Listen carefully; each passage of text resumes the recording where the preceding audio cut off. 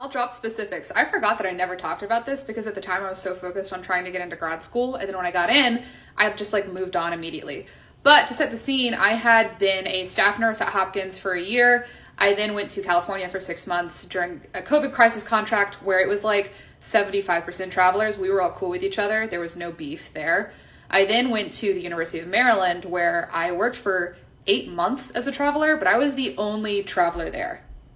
It was a pretty distinct and like noticeable cultural shift to be the only traveler on a unit. And this is something I say to travelers is like, I don't think you ever want to be the only traveler, right? Because if you were the only traveler, you're gonna get floated every single time. The assignments are not gonna be that good. And then I felt at least that I was like being watched and people were kind of like waiting for me to like mess up. There was one time that this one nurse who I think was just like very much unhappy with her job in general. Like she never looked happy when she was there, but she did seem to like not particularly like me. And she wrote me up because the previous nurse had left CVVH bags in the bathroom. This patient, I had never had a reason to go into the bathroom like during that shift and I didn't see the CVVH bags. But again, they were left from the previous shift and then I got written up because there were like empty bags left in the bathroom, I guess.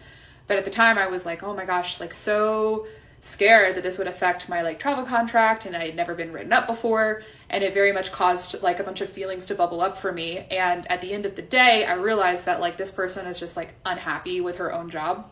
I was also like a young nurse at the time. I had only been a nurse for like a year and a half when I was at this contract. There was also some like prestigious like beef, I guess, between like Hopkins and University of Maryland because Hopkins was all like, we're Hopkins, and University of Maryland was like, we're shock trauma.